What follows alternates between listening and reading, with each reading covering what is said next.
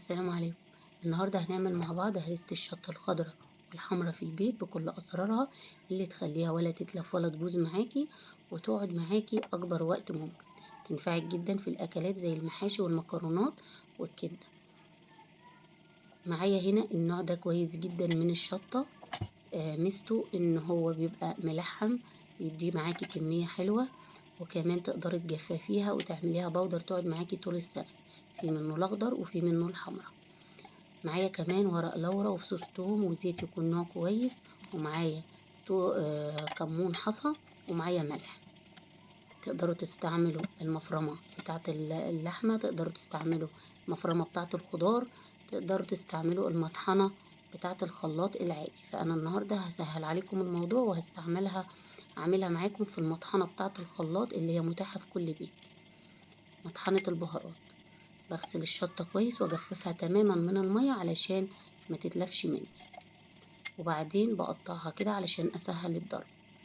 بحط فصين من الثوم كل مطحنة كده، ونص معلقة صغيرة من الملح، ونص معلقة صغيرة من الكمون الحصى، ومعلقة كبيرة من الزيت. المعلقة دي صغيرة فانا استعملت منها معلقتين.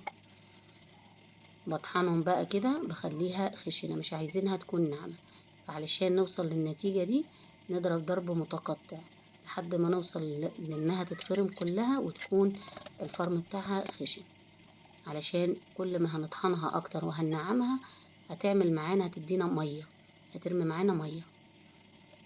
بعدين بخلص كل الكمية بالشكل ده وبقلبها كويس مع بعض، علشان لو في ملح زيادة في مطحنة والمطحنة التانية اللي طحنتها تكون الملح فيها قليل، يبقى كلنا لما نقلبها مع بعض تتظبط معانا.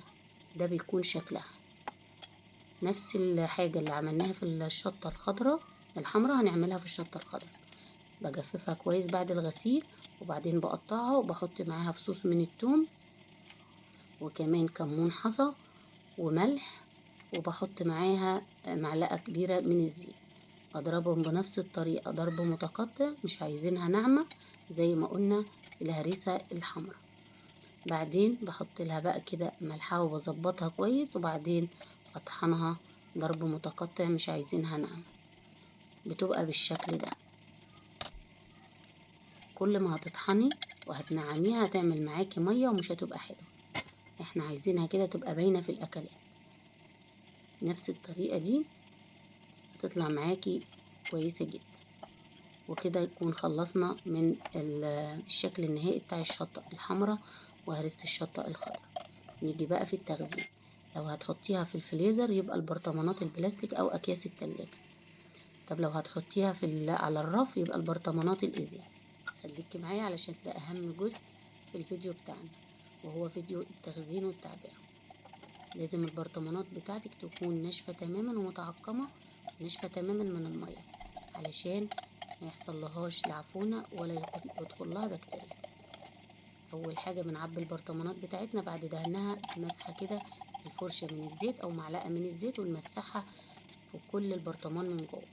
بعدين بنعبيها وبنخبط كده نطلع كل الهواء والفراغات اللي جواها، ونضغط كويس علشان نتأكد ان مفيش هواء جوه. وبعدين نمسح الحروف كويس علشان ما تعملش ريحة وتدخلها لنا للبرطمان. بعدين بنحط معلقة كبيرة من الزيت او معلقتين على وش كل برطمان، وبعدين نحط ورقة لورا وقطعة كده او عود من القرفة. ده بيخليها لا يحصل لها عفونة ولا يخش لها بكتيريا. وكمان الورق اللورا والقرفة بيكونوا زي معقم للشطة ومادة حافظة. بعدين بنقفل كويس جدا. والبرطمانات زي ما قلت لكم البلاستيك او الاكياس تقدروا تحطوها في الفريزر تقعد معاكم من 6 شهور لسنة. والبرطمانات الازاز هتحطوها على الرف، بس ضروري جدا البرطمان اللي تستعملوه تطلعوه وتستعملوه المعلقة تكون ناشفة تماما من المية، وتخلصوا البرطمان وتخشوا على اللي بعده. ما تستعملوش كل برطمان وتسيبوه مفتوح. وعايزين نعمل لكم بيها اكلات في الفيديو الجاي، اكتبوا لي كلمة شطة في التعليقات، ان شاء الله هعمل لكم فيديو بيها. وكده يكون الفيديو بتاعنا يكون خلص، والسلام عليكم ورحمة الله وبركاته.